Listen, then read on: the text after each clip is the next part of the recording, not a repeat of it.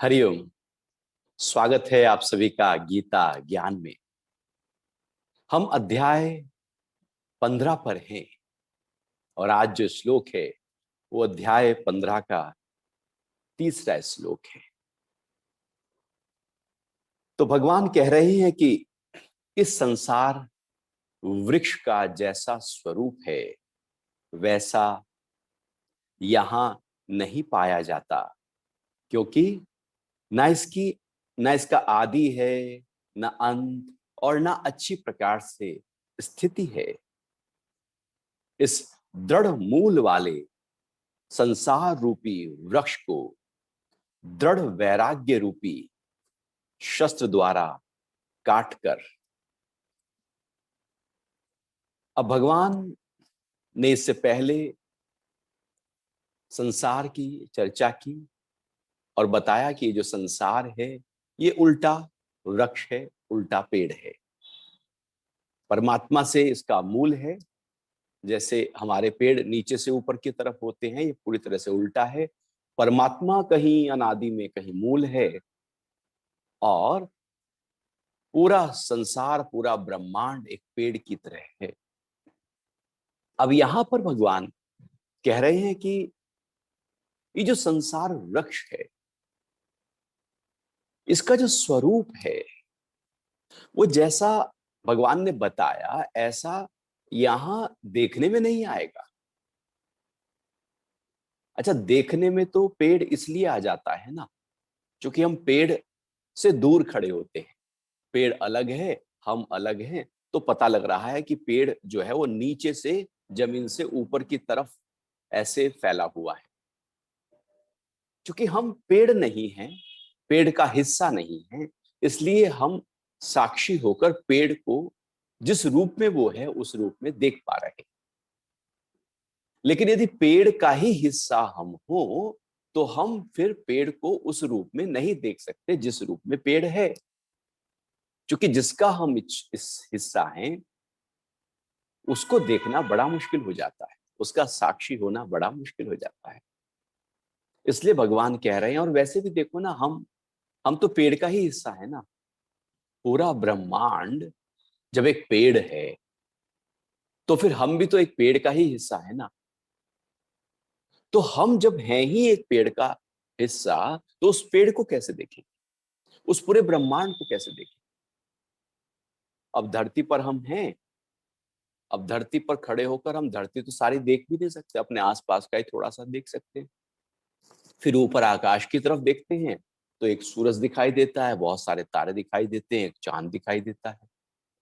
तो क्या एक ही सूरज है, क्या एक ही चांद है, क्या इतने ही तारे हैं? यदि खोजा जाए तो अनेक सूरज मिल जाएंगे, इससे भी बड़े सूरज मिल जाएंगे जो हमारी धरती को प्रकाशित कर रहा है। और न जाने अनगिनत असंख्य इतने तारे हैं कि कहा नहीं जा सकता, जो सूरज से भी बड़े हो सकते हैं। न जाने कितने चंद्रमा हैं। जो हम यहां देख रहे हैं, यहां से हम देख रहे हैं, वो तो हम पूरा देख ही नहीं सकते ना। और ब्रह्मांड अनंत है, अनंत ही है। खोजते जाओ, खोजते जाओ, खोजते जाओ, वो और मिलता जाएगा, और मिलता जाएगा, और मिलता जाएगा, कहीं जाकर समाप्त हो ही नहीं रहा है। ब्रह्मांड समाप्त हो ही नहीं सकता।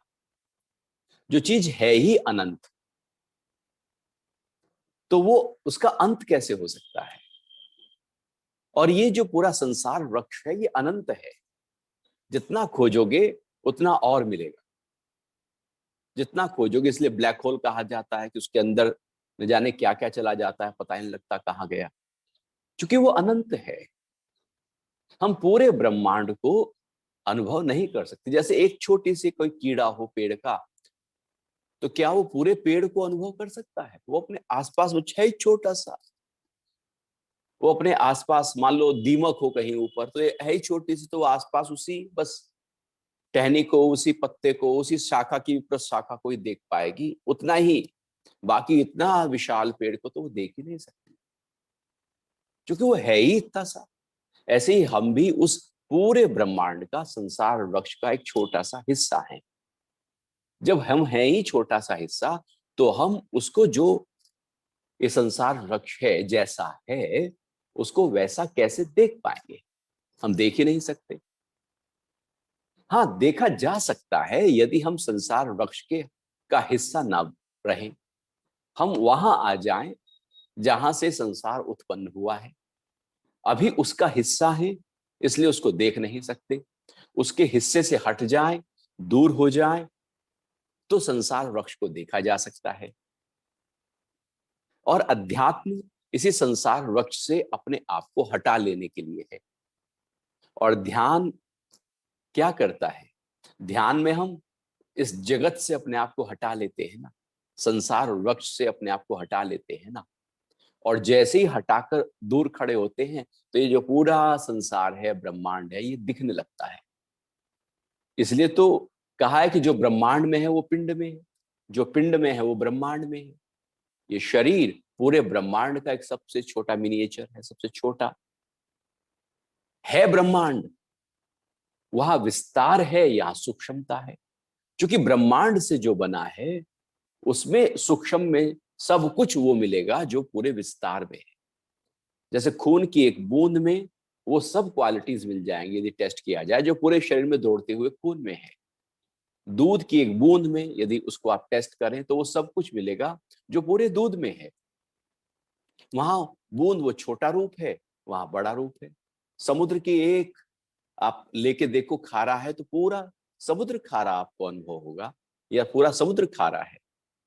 तो ब्रह्मांड का जो विस्तार है, उसी से 5 तत्वों से और 3 गुणों से ये शरीर बना है। तो ये शरीर भी उसी का हिस्सा हो गया। जब है ही उसी का हिस्सा, तो उसको देखेंगे कैसे?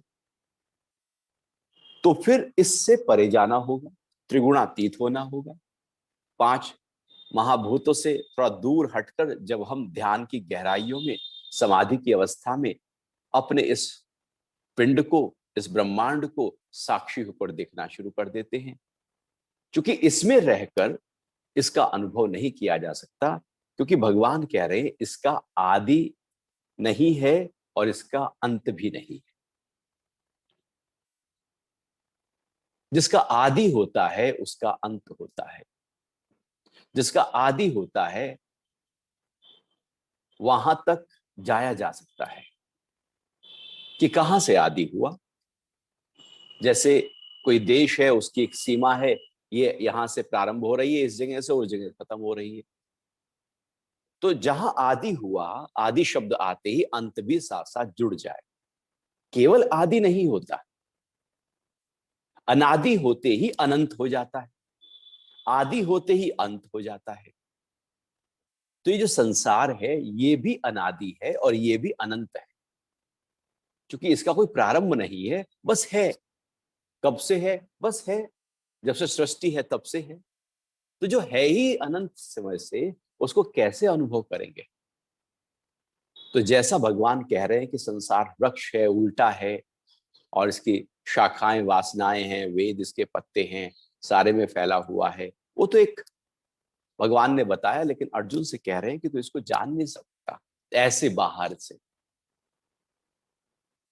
हाँ, कुछ करके, कुछ इस तरह से साधना में जाकर फिर इसको हम अनुभव कर सकते हैं। उसकी बात भगवान फिर आगे बताएंगे। और फिर कह रहे हैं कि और ना अच्छी प्रकार इसकी स्थिति है। स्थिति का मतलब होता है कि एक ठहराव। संसार की स्थिति नहीं है अच्छी प्रकार। सूक्ष्म स्तर पर अच्छी प्रकार इसलिए कहा कि स्थूल स्तर पर तो जो पेड़ आपको कल दिखाई दिया था, वही आज दिख रहा है। जो 5 दिन पहले दिखाई दिया था, वही आज दिख रहा है। जो 1 साल पहले दिखाई दिया था, वैसा ही आज दिख रहा है। शायद 10 साल बाद भी ऐसा ही दिखाई दे। लेकिन क्या पेड़ वो वैसा ही रहा? स्थिति जो ऊपर से दिख रही है, क्या वो सूक्ष्म स्तर से देखा जाए तो वो स्थिति बदली या नहीं बदली? जैसे शरीर है, यदि 15 मिनट पहले जो हमारा शरीर, हमने चर्चा का प्रारंभ किया, सत्संग का प्रारंभ किया, वो जो मेरा शरीर था और जो आपका शरीर था, दिखने में तो हमें लगेगा कि नहीं वैसा ही तो है। 15 मिनट तो बीते हैं, लेकिन हम वैसे ही तो हैं। लेकिन स्थिति ऊपर से लगे कि वैसी ही है, लेकिन अंदर के स्तर पर बहुत कुछ रद्दोबदल हो चुकी है, परिवर्तन हो चुका है, क्षति पूर्ति हो चुकी है, क्षति भी हुई है, पूर्ति भी हुई है, परिवर्तन अनेक स्तर पर घट चुका है। स्थिति नहीं है सही प्रकार से, ठहरेगा नहीं है कुछ। यहां सब बदलेगा, लेकिन ऐसा लगेगा जैसे ठहरा हुआ है, जैसे धरती ऐसी लगती है कि ठहरी हुई है। अब हम खड़े हैं, हम बैठे हैं, ऐसा थोड़ी है कि ये घूम रही है, लग रही है कि ठहरी है। लेकिन आप यदि विज्ञान के नजरिए से देखो, धरती से बाहर निकल कर देखो, तो लग रहा है धरती घूम रही है। हमें कहां लग रहा है कि धरती लगातार चक्कर लगा रही है? सूरज का चक्कर लग रहा है, चंद्रमा चक्कर लगा रहा है, धरती का चक्कर लग रहा है। हमें तो लगता है कि धरती तो जो की त्यों है, जबकि लगती है कि स्थिति ऐसी ही है, लेकिन ऐसी होती नहीं है। दिखता है कि शरीर ऐसा ही है, लेकिन वो ऐसा सूक्ष्म स्तर पर होता नहीं है। लगता है कि पत्थर जो पड़ा है वो जू का त्यों वैसे ही पड़ा है, हजारों सालों से पड़ा है, लेकिन उसमें परिवर्तन, यदि आप बहुत ही सूक्ष्म स्तर पर देखें तो परिवर्तन वहां पर अणुओं के स्तर पर हो ही रहा है।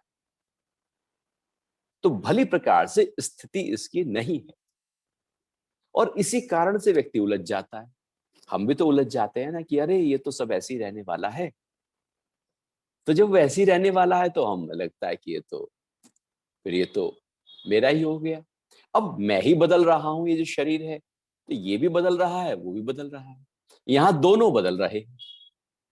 अब दोनों बदल रहे हैं और हम पकड़ रहे हैं किसी चीज को। भला जो चीज बदल रही है उसको क्या पकड़ना, और जो खुद ही बदल रहा है वो क्या पकड़े।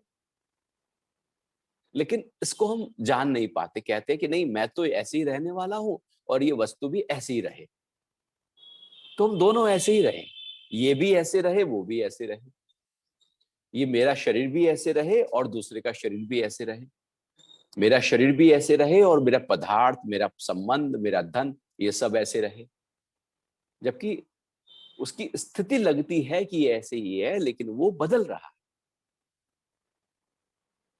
भली प्रकार से इसकी स्थिति संसार वृक्ष की है नहीं। हाँ, जिसकी स्थिति है उसको अनुभव करना है। स्थिति का मतलब है जिसमें बदलाव ना आए। अब शरीर में बदलाव है, लेकिन शरीर में ऐसा कोई है जिसमें बदलाव नहीं। इस ब्रह्मांड में बदलाव है, लेकिन उसमें भी ऐसा कोई है जिसमें बदलाव नहीं। ब्रह्मांड के हर पदार्थ में बदलाव हो रहा है, अणु के स्तर पर हो रहा है, कहीं सूक्ष्म स्तर पर है, कहीं बहुत ही स्थूल स्तर पर बदलाव हो रहा है, लेकिन वो हो रहा है। तो ये जो बदलाव लगातार हो रहा है, इसमें भी कोई ऐसा है जो नहीं बदल रहा। धरती घूम रही है, लेकिन यहां भी कोई ऐसा है जो नहीं घूम रहा। सूरज तप रहा है, लेकिन वहां भी कोई ऐसा है जो शीतल बना हुआ है।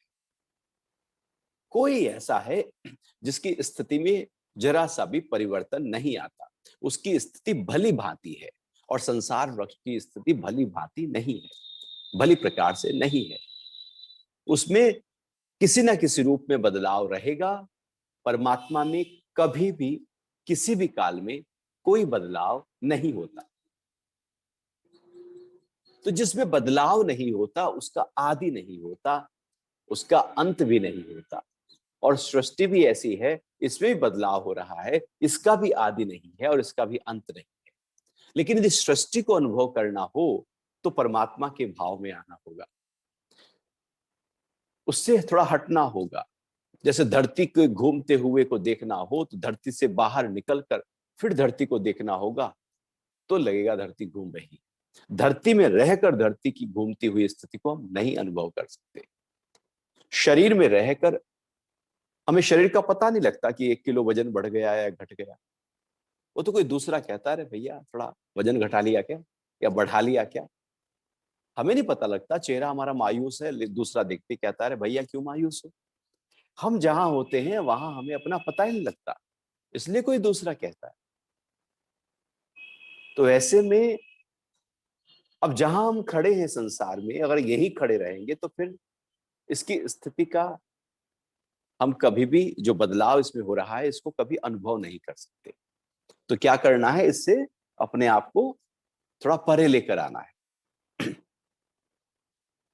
तो कह रहे हैं कि इस दृढ़ मूल वाले संसार रूपी वृक्ष को दृढ़ वैराग्य से,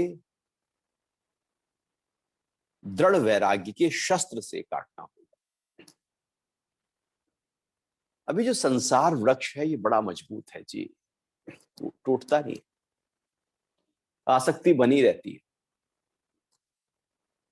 कितना भी ज्ञान सुन लो, कितना भी सत्संग सुन लो, कितने भी शास्त्र पढ़ लो, आसक्ति फिर भी बनी रहती है, जाती नहीं। लगता है कि अरे नहीं, मुझे कोई आसक्ति नहीं है, लेकिन अंदर से जब ऐसी परिस्थितियां आए तो वो सारी आसक्ति अंदर से उभर कर एकदम सामने आ जाती है। जब सब ठीक है लगता है कि वैराग्य तो है ना, धन से वैराग्य है, ये जो पद है मेरे पास इससे भी कोई आसक्ति नहीं है, ये जो अपने वाले हैं इनसे भी कोई आसक्ति नहीं है, बस है ना। लेकिन जब धन जाने लगे तो मन हिलता है, वो आसक्ति उसको हिलाती है, कपाती है, डराती है, परेशान करती है, होल करती है। कोई संबंध जा रहा होता है तो होल हो जाती है, डराती है, बहुत एकदम भयभीत हो जाते हैं, रोंगटे खड़े हो जाते हैं, पसीनों पसीने हो जाते हैं। क्यों हो जाते हैं? कोई पद निकल रहा हो हाथ से तो पता लग जाता है कि एकदम मायूस हो गया। जब लोग हारते हैं, किसी पद को जीतने के लिए इच्छा थी, वो हार गए, तो देखो उनका चेहरा एकदम एकदम वो जो आसक्ति थी वो सामने प्रकट होकर उभर उभर कर जोर मारती हुई सामने आ जाएगी, और पता लगेगा अच्छा ये आसक्ति है जो गहरे में कहीं पड़ी है, अभी मौका नहीं मिल रहा है उसके उभर के आने का। लेकिन जब चीजें हाथ से रेत की तरह निकलने ही वाली हो और दिख रही हो कि अब निकली और अब निकली, तब वो आसक्ति उभर कर आती है और व्यक्ति को हिला देती है, डरा देती है, परेशान कर देती है। चूंकि गहरी पड़ी है, खून में पड़ी है, चित्त की गहराइयों में आसक्ति पड़ी है, सबके पड़ी है और पड़ी रहेगी। क्योंकि जिनसे हम उठते बैठते खाते पीते व्यवहार करते हैं वहां पर अटैचमेंट तो आ ही जाएगा। तो आ जाएगा तो फिर हम संसार वृक्ष का हिस्सा हो गए। आसक्ति मतलब संसार वृक्ष का हिस्सा हो जाना। तो फिर इस संसार वृक्ष को नहीं देख सकते। संसार वृक्ष को अनुभव करना हो तो इस वृक्ष से परे जाना होगा। तो संसार के प्रति हमारा जो लगाव है, जुड़ाव है, उसको कुतरना होगा, उस तारों को काट देना होगा। वो जो रेशम का धागा होता है ना, बिल्कुल दिखता ही नहीं है, ऐसे ही मोह के भी धागे बाहर बहुत ज्यादा हमारे मजबूती के साथ होते हैं, दिखते नहीं है लेकिन होते हैं। हम जुड़े होते हैं मोह के धागों से। तो यहां पर भगवान कह रहे हैं कि दृढ़ वैराग्य का शस्त्र लेना पड़ेगा। बिना शस्त्र लिए बात नहीं बनेगी, और काटना होगा उन तारों को। अब ये शस्त्र भी अनूठा शस्त्र है। ये शस्त्र, एक शस्त्र होता है जो स्थूल है, एक शस्त्र है जो सूक्ष्म है, अति सूक्ष्म है। क्योंकि जब वैराग्य ही सूक्ष्म है, आसक्ति भी सूक्ष्म है, तो सूक्ष्म आसक्ति को काटने के लिए सूक्ष्म ही तो हथियार चाहिए ना। आसक्ति स्थूल है तो हथियार भी स्थूल चाहिए। अब आसक्ति सूक्ष्म है और हथियार हम ले लें स्थूल का, हम कहें कि अरे भैया अब मैं इसको मार दूं, उसको मार दूं, या घर छोड़ के चला जाऊं, तो फिर शायद मैं वैराग्य को प्राप्त हो जाऊंगा। हमने स्थूल कुछ कर लिया। स्थूल नहीं करना। भगवान कह रहे हैं कि दृढ़ वैराग्य का शस्त्र लेना पड़ेगा, अर्थात सूक्ष्म से अति सूक्ष्म शस्त्र चाहिए। अब ये वैराग्य और दृढ़ वैराग्य क्या है? संसार में हमारी रुचि रहती है, और हम संसार की तरफ जाते हैं कि इससे भोगें, इसको भोगें, सुख मिले, सुख मिले, यहां से मौज कर लें, वहां मौज कर लें। और फिर जब सुख की तरफ जाते हैं तो वहां पाते हैं सुख तो कुछ है नहीं। यदि सुख होता तो इतना भोगा, आज तक भोगा, भोगते ही आ रहे हैं, क्या पूरा हो गया? क्या हम खुद से पूछे कि क्या मेरे इतने हमने भोगा, इतने वासनाओं को भोगा, इतने सुखों को भोगा, सब कुछ भोगा ही है आज तक, इतना इच्छाएं पूरी हुई, संतुष्ट हो? मन कहता नहीं नहीं, अभी संतुष्ट कहाँ है, अभी तो और चाहिए, चलो और चाहिए। 10 साल बाद फिर पूछना आपने से, संतुष्ट हो? मन कहेगा नहीं नहीं नहीं नहीं, अभी कहाँ संतुष्ट है जी, अभी तो भोग ही रहे हैं। उसके 10 साल बाद फिर पूछना, संतुष्ट हो?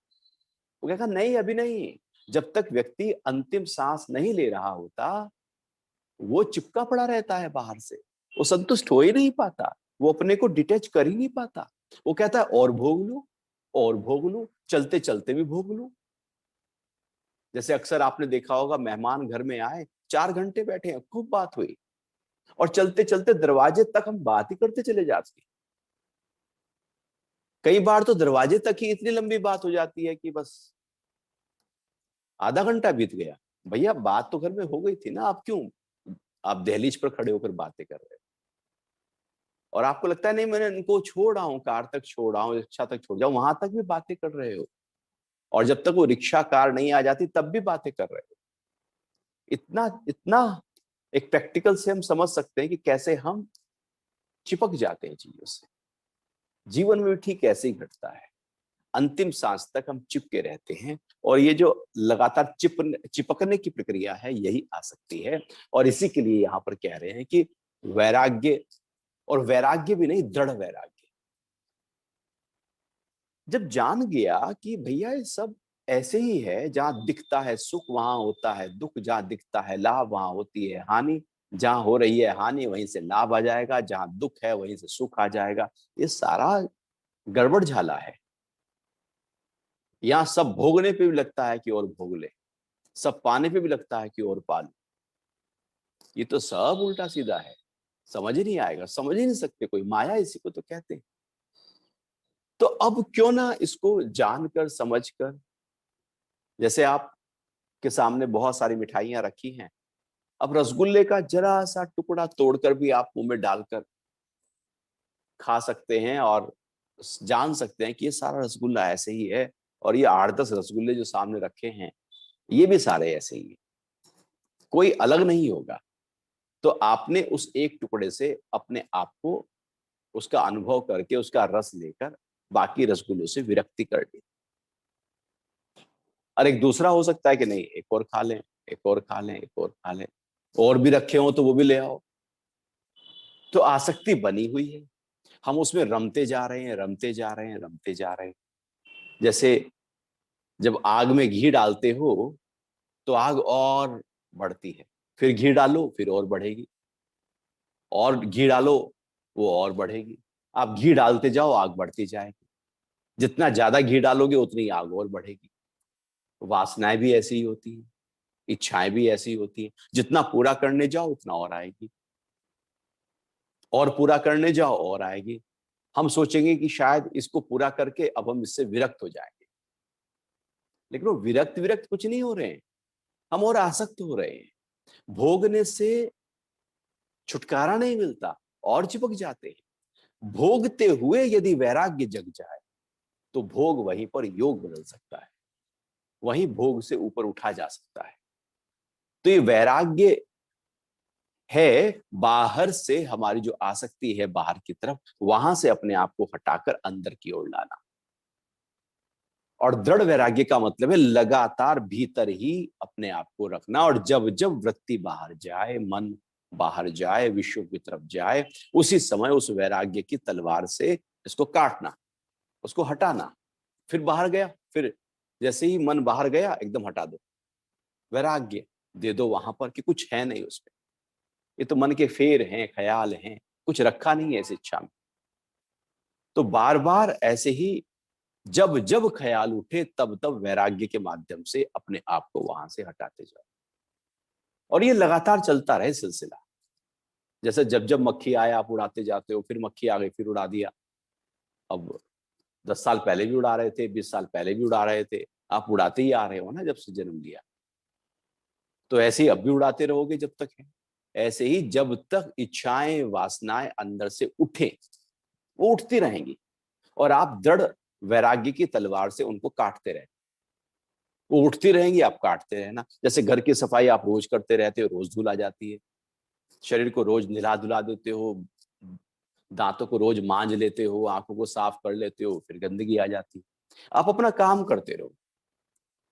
दृढ़ वैराग्य का जो शस्त्र है वो लगातार साधक के हाथ में हो, और धीरे धीरे धीरे धीरे ये वैराग्य जैसे जैसे पक्का होता चला जाएगा, आप पाएंगे आप जगत में हैं लेकिन जगत में नहीं, जगत में हैं लेकिन अनासक्त होकर जगत में है। आसक्ति नहीं है, अटैचमेंट नहीं है। वो जो अटैचमेंट है वही तो रुलाता है, वही तो परेशान कर रहा है, दुखी तो वही कर रहा है, बांध तो वही रहा है। क्योंकि वो अटैचमेंट ही हमें हिलाएगा, क्योंकि तार इधर भी जुड़ा है उधर भी जुड़ा है। जब वो हिलेगा तो हम हिलेंगे, हम हिलेंगे तो वो हिलेगा। अब तार ही नहीं है बीच में, वो हिला मैं नहीं हिला। ये जो मोह के तार हैं, ये जो आसक्ति के तार हैं, ये जब तक हैं तब तक ये बंधन है। और इस बंधन से मुक्ति में आने के लिए दृढ़ वैराग्य का जो शस्त्र है, जो तलवार है, वो चाहिए। और दृढ़ वैराग्य की तलवार के लिए हिम्मत चाहिए जी। इतना आसान भी नहीं है अपने आप को अनासक्त कर लेना। यदि आसान होता तो सब करके बैठ जाते। जीवन में दुख भी मिलते हैं और तब भी हम फिर और आसक्त हो जाते हैं। सब कुछ थपेड़े मिलते हैं तब भी आसक्त हो जाते हैं। रुसवाइयां मिलती हैं और लोग मुंह फेर लेते हैं तब भी आसक्त रहते हैं। काम टाइम पे काम भी नहीं आते तब भी आसक्त रहते हैं। ये आसक्ति इतनी गहरी है, इतनी गहरी है, दुश्मन से और ज्यादा आसक्ति खड़ी रहती है। उससे भी वैराग्य नहीं ले पाते हैं, उसके बारे में भी सोचते रहे। वो मित्र के बारे में भी आसक्ति चिपकी रहे और दुश्मन के बारे में भी आसक्ति चिपकी। हमारी आसक्ति ही नहीं जाती। हम सुख से भी चिपके हैं तो दुख से भी चिपके हैं। दुख को भी याद करते करते करते करते हम उसका हिस्सा बन जाते हैं, सुख को भी याद करते करते उसका हिस्सा बन जाते हैं। हम तो सबको पकड़ा हुआ है। काट देना है। और ध्यान और अध्यात्म और सत्संग, सत्शास्त्र, स्वाध्याय, गुरु के वचन, उन पर चलना, ये सब धीरे धीरे वैराग्य को पक्का करते हैं, हमें अपनी यात्रा का एहसास दिलाते हैं। आप जो इंडिविजुअल हैं, जो आप हैं, जो मेरा स्वरूप है, वास्तविक स्वरूप है, उसका अनुभव हो जाता है। अभी तो अपना अनुभव नहीं होता, संसार का अनुभव होता है। जीवन संसार के अनुभव से चल रहा है, अपने अनुभव से नहीं चल रहा। मैं अपने अनुभव में आ जाऊं तो जब तक हम बाहर से अनासक्त नहीं होंगे, अपना अनुभव हमारा हो नहीं पाएगा। फिर आगे चौथे श्लोक में अध्याय 15 के भगवान कह रहे हैं कि तब उस परम पद परमेश्वर को भली प्रकार खोजना चाहिए, जिसमें गए पुरुष संसार में लौटकर नहीं आते। ऐसा दृढ़ निश्चय करें कि जहां से इस पुरातन संसार वृक्ष की प्रवृत्ति का विस्तार हुआ है, मैं उस आदि पुरुष परमात्मा की शरण में हूं। अब यहां पर पहले कहा भगवान ने कि दृढ़ वैराग्य के शस्त्र से ये जो संसार वृक्ष है, इसके प्रति जो आसक्ति है, इसको काट दो। तो बाहर कहीं शस्त्र नहीं चलाने, अंदर जो मेरे संसार पड़ा है, हमारा संसार मेरे अंदर है। तो वैराग्य जब पैदा हुआ और अनासक्त हो गए, तो अब दूसरी एक संभावना हो सकती है कि अहंकार हो गया, हो ही जाएगी। आप जिस चीज को छोड़ोगे उस चीज का अहंकार हो जाएगा। मैंने ये छोड़ा है, मैंने वो छोड़ा है, मैंने आलू छोड़ दिए, मैंने प्याज छोड़ दिए, मैंने लहसुन छोड़ दी। देखो आप 10 जगह जब तक गा ना लो। मैं शराब छोड़ दी, मैंने सिगरेट छोड़ दी। आप जो त्याग करोगे उसको पकड़ लोगे। हम त्याग थोड़ी करते हैं, हम तो पकड़ते हैं। हम त्याग करके भी पकड़ लेते हैं, दान दे के भी पकड़ लेते हैं। क्या पकड़ लेते हैं? वो चीज तो छूटी, शराब तो छूटी, लेकिन अहंकार में तो आ गई कि मैंने छोड़ी। सिगरेट मैंने छोड़ी, अहंकार में तो आ गई। मेरे पास इतना था, मैंने सब दे दिया, बच्चों को दे दिया। अहंकार में तो आ गया, मैंने दिया। वो देने का भाव तो अहंकार ने घर कर लिया। मैंने इतनी सेवा की, इतनी तपस्या की, इतनी साधना की, इतने मंत्र जपे, आज वो अहंकार में तो आ गया, आज मैंने इतने मंत्र जपे। वो साधना अहंकार में घुस जाएगी तो भगवान उसको और प्यूरिफाई कर रहे हैं कि वैराग्य के बाद संभावना है कि वैराग्य होने पर अहंकार और बड़ा हो जाए। तो अब क्या करना, फिर कह रहे हैं तब उस परम पद परमेश्वर के को भली भांति खोजना चाहिए और उसकी शरण में जाना चाहिए, अर्थात पूरी तरह से समर्पण का भाव करना है। ये अहंकार की शुद्धि है, जिससे वैराग्य अहंकार में ना आ जाए। तो अहंकार क्या है? मैं कुछ हूं, मैं कुछ विशेष हूं, मैं कुछ हटके हूं, मैं ये हूं, मैं वो हूं। ये बहुत पड़ा है हमारे अंदर, मैं कुछ हूं। अब हम क्या है, ये हमारा अहंकार ही हमको धुआं धुआं सा दिखाई दिलाता रहता है कि मैं कुछ हूं। हम हैं क्या वैसे देखा जाए? वो सुकरात के पास में एक राजा आने वाले थे, आने से पहले राजा ने कहलवा दिया कि मैं आ रहा हूं। तो जब राजा पहुंचे तो सुकरात बैठे थे आराम से। तो राजा ने कहा, आप जानते नहीं हो मैं कौन हूं?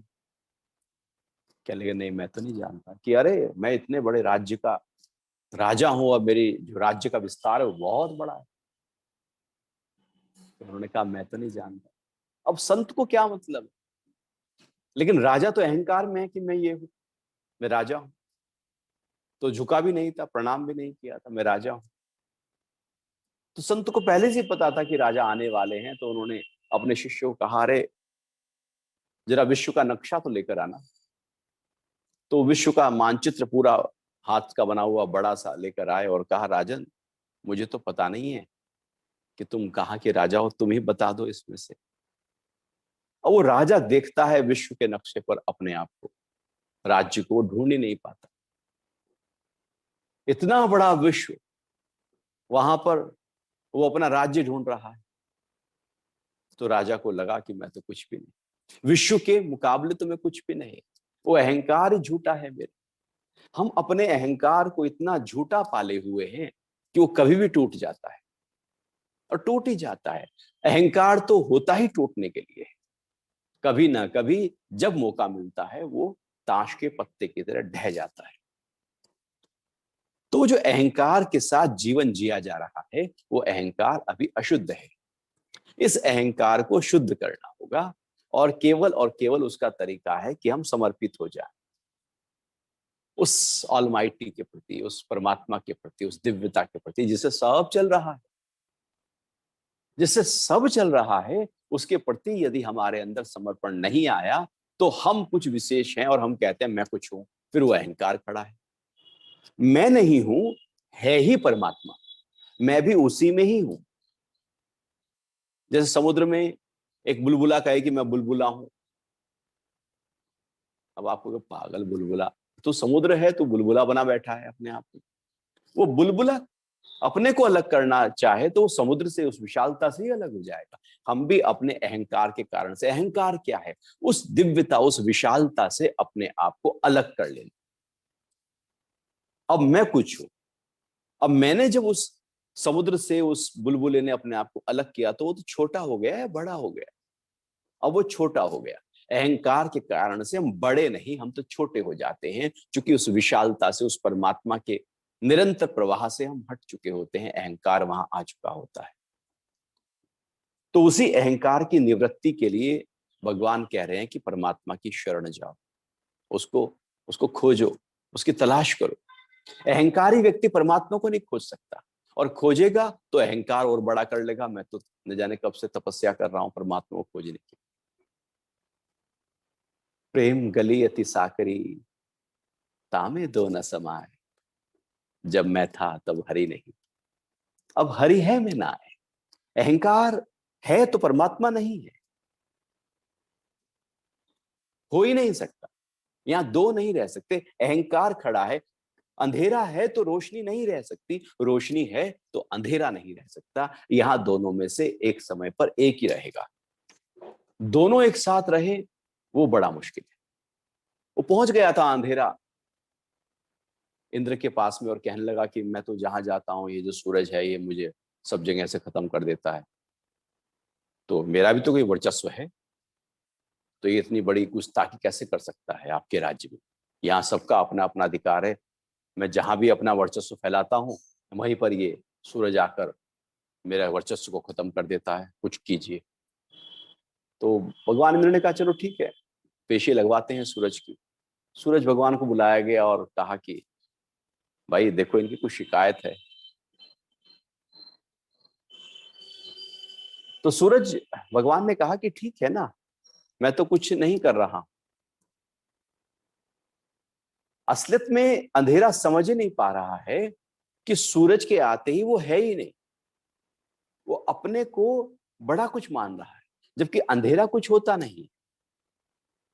तो सूरज ने कहा कि मैं तो अंधेरे से माफी मांग लेता हूं, बुला लीजिए। अब वो अंधेरा आए कैसे? वो सूरज के सामने अंधेरा आ ही नहीं सकता। सूरज माफी मांगने को तैयार है, वो नहीं आ सकता, क्योंकि दो एक जगह नहीं रह सकते। एक्चुअली प्रकाश का ना होना ही अंधेरा है, परमात्मा का ना होना ही अहंकार है, अहंकार कुछ और नहीं है।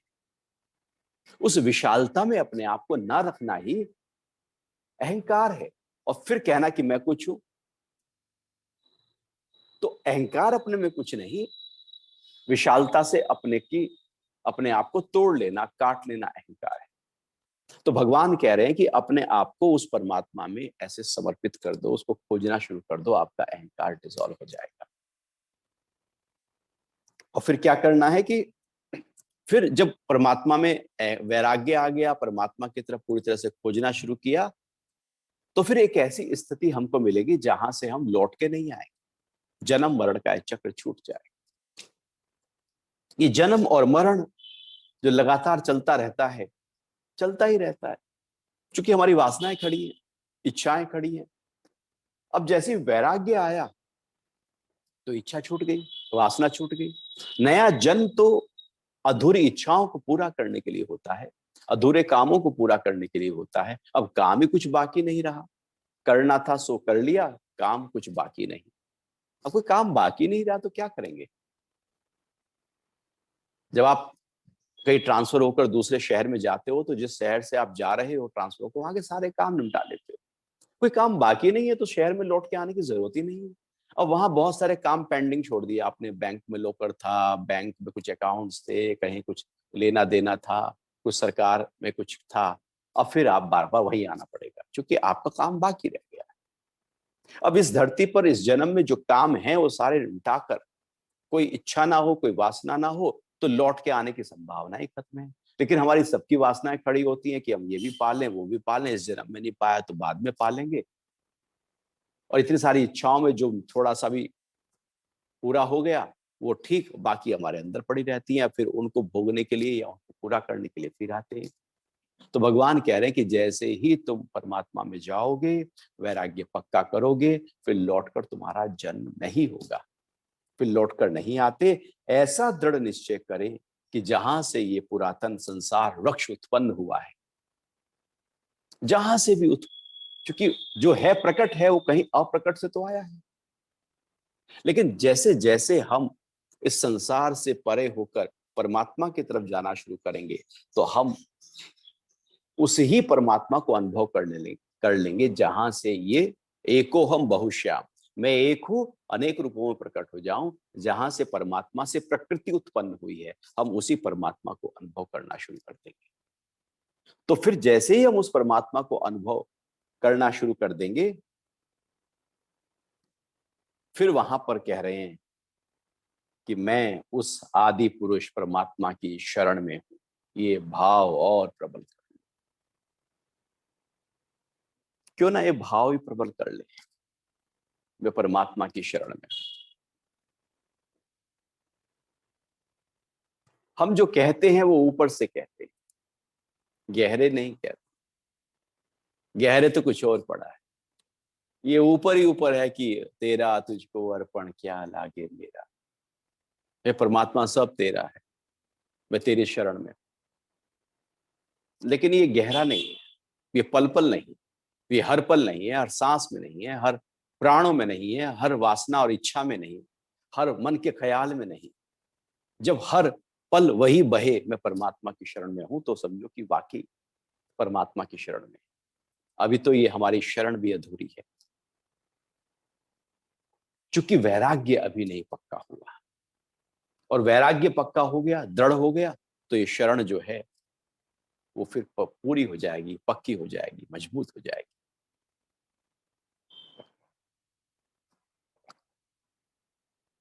तो इस तरह से ये चौथा श्लोक अध्याय 15 का यहीं पर पूर्ण होता है। इससे आगे के श्लोकों की चर्चा अब हम परसों करेंगे। अभी समय है प्राणायाम और ध्यान के अभ्यास का।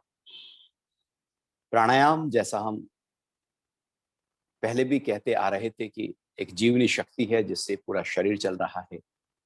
जीवन प्राण से होता है, मृत्यु भी प्राण से होती है। जब प्राण तत्व को ये लगता है कि ये शरीर मेरे रहने लायक नहीं रहा, मेरा जो फ्लो है वो सही प्रकार से पूरे शरीर में नहीं हो रहा, फेफड़ों में सही प्रकार से प्राण नहीं भर पा रहा, और हर ब्लड के हर कतरे में प्राण, जो मेरा जितना परसेंटेज होना चाहिए, जितनी मेरी उपस्थिति होनी चाहिए, वो नहीं हो पा रही, जितना पूरा पूरा मैं इस पूरे शरीर में होना चाहिए वो नहीं हो पा रहा, तो प्राण को लगता है कि यह शरीर मेरे रहने लायक नहीं रहा, क्योंकि यहां मेरी पूरी पूरी उपस्थिति नहीं है। जैसे होता है ना कि कहीं आपको लगता है कि अरे ये तो बेइज्जती हो रही है मेरी, यहां पर तो मैं अब कैसे रहूंगा, जो सम्मान होना चाहिए, मान होना चाहिए, वो तो हो ही नहीं रहा है मेरा। तो व्यक्ति फिर स्थान छोड़ देता है, नौकरी छोड़ देता है, संबंध छोड़ देता है, क्योंकि मान सम्मान नहीं हो रहा है।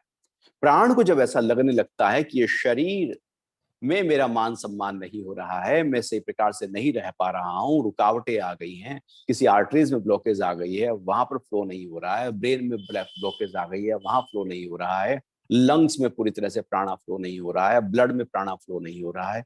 जब प्राण को लगता है कि मैं हूं, लेकिन ये शरीर उस प्राण को उठा नहीं पा रहा है। प्राण तत्व तो बाहर है, लेकिन फेफड़े उसको उठाने वाले तो होने चाहिए ना। हवा बाहर है, लेकिन उठाने वाला ही नहीं है। वो शक्ति जो फेफड़ों की थी वो कमजोर पड़ गई। तो प्राण कहता है मैं मौजूद हूं, लेकिन तुम मुझे धारण नहीं कर पा रहे हो, मेरी कोई कमी नहीं, आप धारण करो, मैं उपलब्ध हो जाऊंगा, और आप धारण ना कर पाओ तो फिर मैं चला, और यदि धारण कर सको किसी भी तरीके से तो फिर मैं हूं। इसलिए फिर आर्टिफिशियल ऑक्सीजन दिया जाता है कि वो धारण करने की शक्ति, जो क्षमता फेफड़ों की होनी चाहिए थी, वो अब नहीं रही, इसलिए फोर्सफुली ऑक्सीजन अंदर डाला जाता है, जिससे वो प्राण फिर से प्रतिष्ठित हो जाए, फिर से उसका मान सम्मान हमारे अंदर बढ़ने लगे, और प्राण फिर प्रतिष्ठित हो जाता है, उसका परसेंटेज जो का त्यों होते ही वो फिर प्रतिष्ठित हो जाता है। तो जब प्राण तत्व को ऐसा लगता है कि शरीर मेरे रहने लायक नहीं रहा, तो प्राण इस शरीर का साथ छोड़ देता है। उसी को मृत्यु कहते हैं, इसलिए कहा जाता है कि प्राण चले गए, प्राण निकल गए, प्राण पखेरु उड़ गए। इसलिए कहते हैं मर गया, कोई मरा कोई गया, शरीर मरा और प्राण गया, आत्मा तो जू की त्यों है। तो जब मृत्यु प्राण से ही होती है, प्राण की कमी से होती है, तो क्यों ना इसी प्राण को ताकत दिया जाए। और फिर वही प्राण जब मृत्यु के समय शरीर के अंदर से पांचों प्राणों की शक्ति को, इंद्रियों की शक्ति को, मन की शक्ति को, बुद्धि की शक्ति को, चित्त में पड़े हुए सारे संस्कारों को, इच्छाओं, वासनाओं को, सबको इकट्ठा करता है, एक पुलिंदा तैयार करता है, और इस शरीर का साथ छोड़ देता है। उसी को मृत्यु कहते हैं। और फिर चित्त में पड़े हुए संस्कारों के आधार पर एक नया जन्म ले लेता है, वही प्राण जन्म दिलाता है, और वही प्राण मृत्यु का कारण बनता है। तो प्राण ही है जन्म का आधार, और प्राण ही है मृत्यु का कारण। तो ये पूरे जीवन में यदि कोई महत्वपूर्ण है तो वो प्राण है। और प्राण जितना प्रचुर मात्रा में होता है, स्वास्थ्य उतना बेहतर होता है।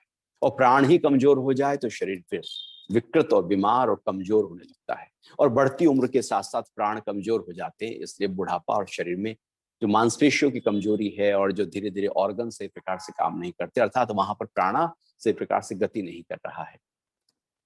तो योग में जो प्राणायाम है वो इसी प्राण को ताकत देने के लिए है कि प्राण जितना प्रचुर मात्रा में रहेगा उतना स्वास्थ्य बेहतर होगा। तो प्राण को बढ़ाओ, प्राणों का आयाम करो, प्राणों की उपासना करो, प्राणों को, चूंकि प्राण बाहर है, बस भर लो अंदर। ज्यादा भर लोगे, ज्यादा प्राण अंदर आ जाएगा, शरीर का स्वास्थ्य बेहतर होगा।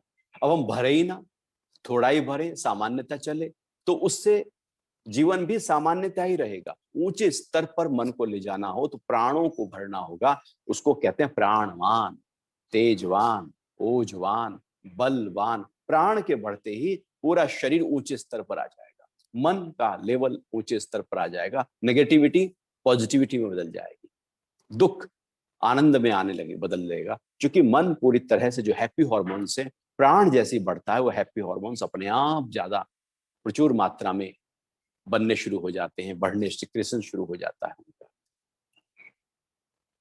तो जैसे हमने पहले भी अनुलोम विलोम प्राणायाम का अभ्यास किया था, आज फिर से हम उसी प्राणायाम को और ताकत देते हैं। तो सीधे हाथ की प्राणायाम मुद्रा बनाकर नाक पर ले गए, राइट नोस्ट्रल को बंद कर लेना, लेफ्ट से श्वास को धीरे से बाहर निकाल देना।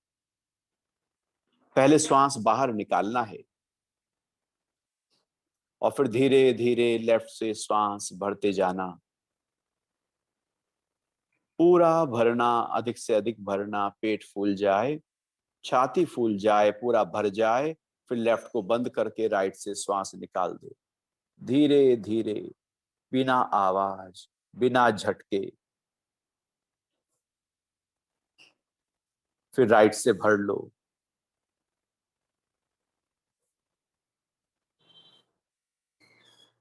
पूरा भर लेना और लेफ्ट से धीरे धीरे निकाल देना।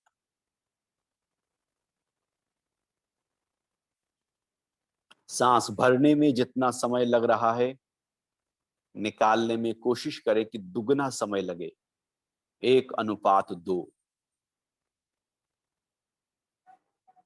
बार बार यही अभ्यास दोहराते रहें। बाएं से भरा, दाएं से निकाल दिया, दाएं से भरा, बाएं से निकाल दिया। लेकिन सांस थोड़ा नहीं भरना, पूरा भरना, ज्यादा भरना, अधिक से अधिक भर लेना, लगे और भर ही नहीं सकते इतना भर लेना। फेफड़ों को ऑक्सीजन से भर दें और फिर खाली करें तो CO2 को पूरी तरह से बाहर निकाल दें। फेफड़े मैक्सिमम प्रयोग में लाए जा रहे हैं।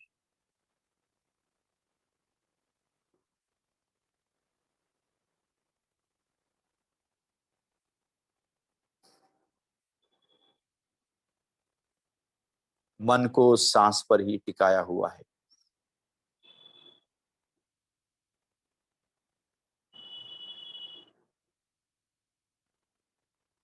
और फिर निकाल दें।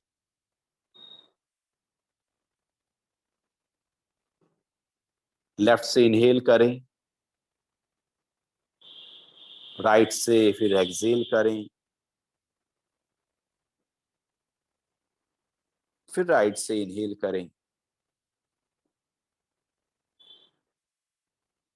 और लेफ्ट से एक्सहेल करें। बार बार इसी प्रकार करते रहिए। अधिक से अधिक सांस को भर रहे हैं, ब्रह्मांड में फैले हुए प्राणों को अपने भीतर धारण कर रहे हैं। भीतर की अशुद्धियों को, विजातीय और विषाक्त तत्वों को, CO2 को बाहर निकाल रहे हैं। बार बार क्रम से एक रिदम में इस अभ्यास को किया जा रहा है। करते जाइए, लगातार तैल धारावत करते जाइए।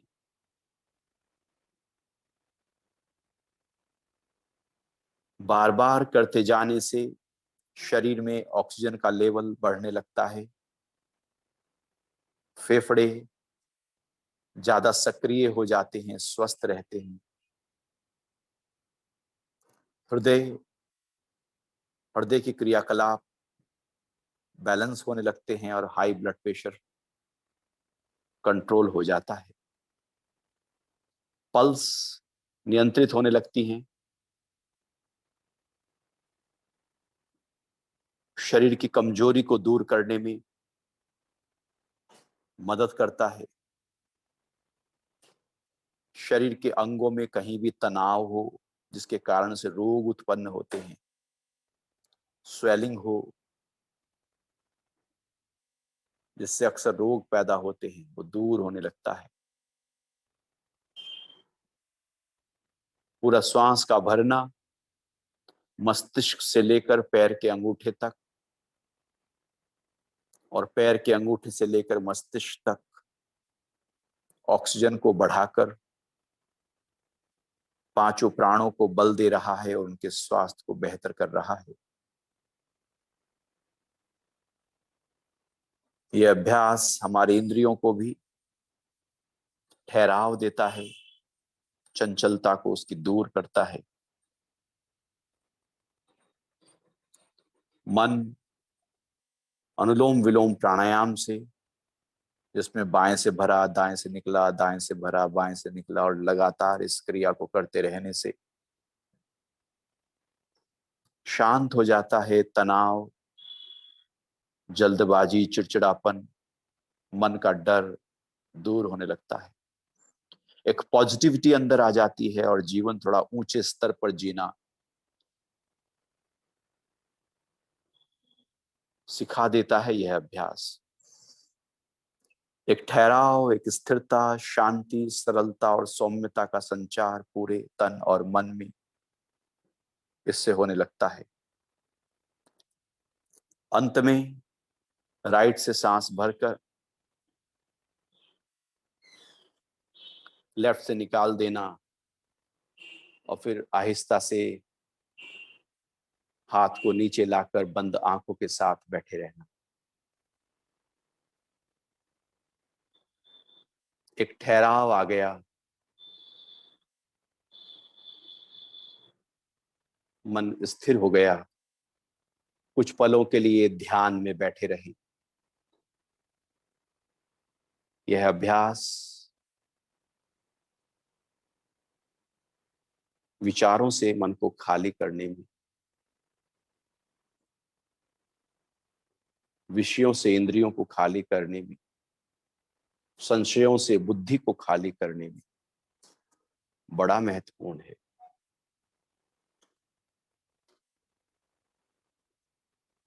पूरे तरह से एक ठहराव देता है और ध्यान के लिए तैयार कर देता है हमको।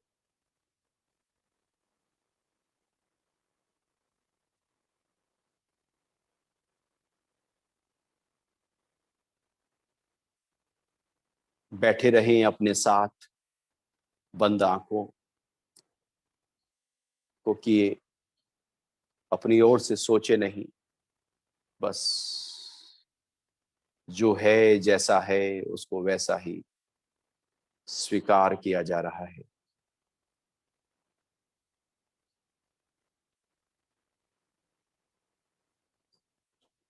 आहिस्ता से हाथों को उठाकर हथेलियों को रगड़ लें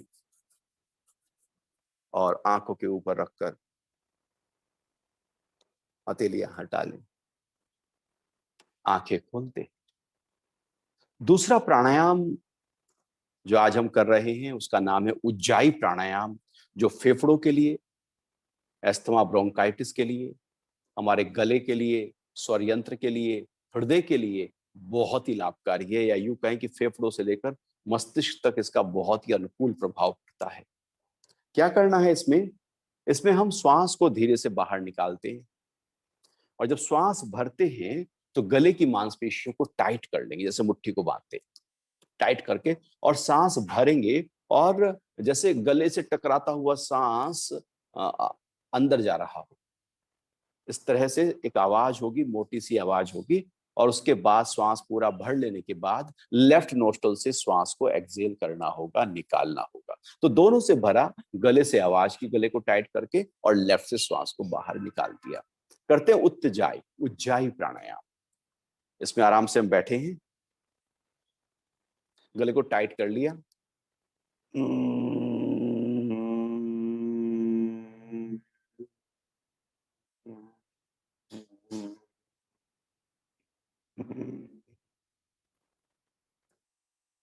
और फिर आहिस्ता से लेफ्ट से बाहर निकालना, राइट को बंद कर लेना, लेफ्ट से निकाल देना। करके देखते हैं सभी। आराम से बैठे हैं, सीधे बैठे हैं, कमर सीधी है, आंखें बंद कर लो, गले को टाइट कर लो, सांस को बाहर निकाल दीजिए। सांस भरते हैं, गले को टाइट करके आवाज करें, कोशिश करें आवाज हो।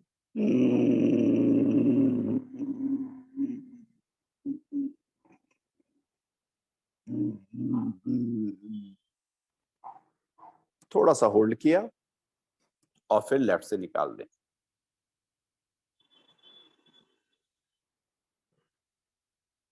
आप देखेंगे जब आप सांस भर रहे होंगे तो आपके फेफड़े, लंग्स फैलते जाएंगे, फैलते जाएंगे, मानो पेट अंदर की ओर खिंच रहा हो और लंग्स पूरे फैल रहे हैं। फिर से करते हैं।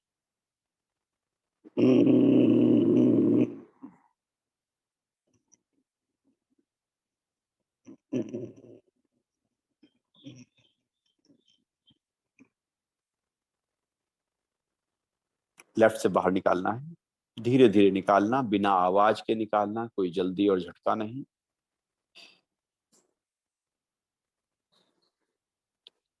फिर से करते हैं एक बार।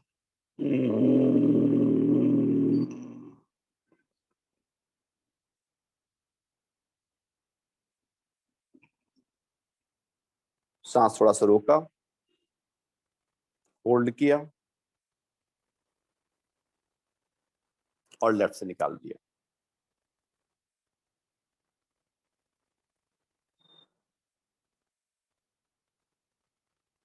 दोनों से भरा, गले से आवाज हुई और लेफ्ट से श्वास को आहिस्ता से बाहर निकाला। अब इसमें हो क्या रहा है, जब आप श्वास भर रहे हैं तो गले को टाइट किया और श्वास घर्षण से गले से अंदर जा रहा है। तो गले को टाइट करने से गले में जो थायराइड पैराथायराइड ग्लैंड है वो स्वस्थ हो जाएगी, जो हाइपोथायरिज्म है या हाइपर है वो बैलेंस हो जाएगा। दूसरा, स्वर यंत्र हमारा मधुर होने लगता है। गले में कफ का जमाव होना, आवाज में डबलिंग होना, सही प्रकार से स्वर का ना निकल पाना या हकलाना तुतलाना बड़े आराम से इस अभ्यास से दूर होने लगता है। वॉइस थेरेपी में बड़ा हेल्पफुल हो जाएगा यह अभ्यास। क्योंकि टकराकर जब सांस अंदर जा रही है तो मैक्सिमम लंग्स हमारे इन्वॉल्व हो जाते हैं। तो फेफड़ों की शक्ति को बढ़ाने में यह अभ्यास, चूंकि लंग्स जो है वो निचले फेफड़े तो हमारे दिन भर यूज होते रहते हैं, लेकिन ऊपर के फेफड़े हमारे सही प्रकार से यूज नहीं हो पाते, क्योंकि श्वास पहले नीचे जाता है। जैसे बाल्टी में पानी भरते हो तो पानी, जो बाल्टी है पहले तलहटी में भरती है और फिर ऊपर भरती है धीरे धीरे। तो हम दिन भर सांस लेते ही थोड़ा है तो वो नीचे ही रह जाता है, ऊपर भर नहीं पाता। तो इस अभ्यास से मैक्सिमम अपने लंग्स को यूटिलाइज कर लेते हैं, उनमें श्वास जो है वो फेफड़ों में भर देते हैं, तो फेफड़ों की शक्ति बढ़ जाती है। तो ऑक्सीजन की सप्लाई फेफड़ों में बढ़ाने में ये मदद करेगा। और इसके कारण से जो फेफड़ों की समस्या है, फेफड़ों की कमजोरी है, लंग्स वीकनेस है, वो दूर होने लगेगी। उसके कारण से जो और प्रॉब्लम है वो दूर हो जाएंगी। फिर ये हार्ट पे भी एक वाइब्रेशन पैदा करता है और आर्टरीज जो है उसको खोलने का काम करता है, ब्लॉकेज हटाने का काम करता है और हार्ट के फंक्शन को प्रॉपर करता है। और साथ ही साथ हार्ट से लेकर ब्रेन तक जो कैरोटिड सीनस है, जो ब्लड की सप्लाई ब्रेन में हो रही है, उसमें जो ब्लॉकेज आ जाती है उसको भी खोलने में मदद करता है। और आप पाएंगे उज्जाई प्राणायाम में एक वाइब्रेशंस होते हैं, कंपन होते हैं, वो कंपन सिर के ऊपर तक होते हैं। पूरा मस्तिष्क, हृदय, फेफड़े कंपन सा होने लगता है, अर्थात प्राणा वहां पर बढ़ने लगता है। तो ये मन और मस्तिष्क के लिए भी यह अभ्यास बड़ा लाभकारी हो जाता है। तो इस तरह से उज्जाई प्राणायाम 10 से 15 बार यदि आप लगातार इसका अभ्यास करते हैं तो आप पाएंगे कि एकदम जैसे लंग्स हमारे फैल गए हैं, फेफड़े पूरी तरह से खुल गए हैं। और उसके बाद जब आप सांस लंबा गहरा भरोगे तो आपको लगेगा जैसे श्वास अब आराम से अंदर जा रहा, जैसे पहले कुछ भारीपन था अब जैसे हल्का हो गया हो, एकदम जैसे फ्री फ्लो श्वास कर रहा हो अंदर।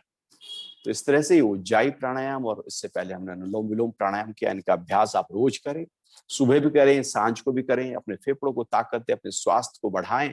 और आज के समय में अपने फेफड़ों को जितना इन्वॉल्व रखेंगे प्राणों से, उतना ज्यादा हम कोरोना से बच सकते हैं और उसके साइड इफेक्ट कम होंगे। और कोरोना यदि हो गया है तो उसके बाद इन अभ्यासों के कारण से हम जल्दी अपने फेफड़ों को जो हील उसको कर सकते हैं, क्योंकि फेफड़ों में लंबे समय तक उसका इम्पैक्ट रह जाता है, तो जल्दी फास्ट रिकवरी के लिए ये अभ्यास बड़े लाभकारी हो जाएंगे।